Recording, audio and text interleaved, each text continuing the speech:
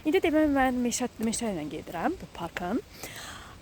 Demək turistlər də soruşdu ki, burada bəlkə nə bilim vəhşi heyvanlar varmı? Birdən mişqa olar, hardansa nə bilim ay balaları çıxar.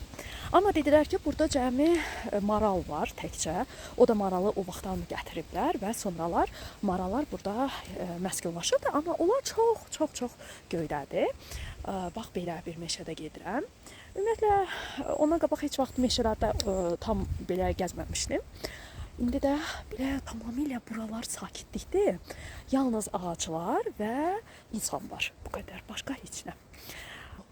Elə bir ki, ağaclar da çox dəhşət uzundur. Yəni bu qədər uzun ağaclar mən görməmişdim həyatımda və bu qədər belə necə deyim, sakit. Heç bir dənə də heyvan yoxdur, yəni yerdir bu meşə.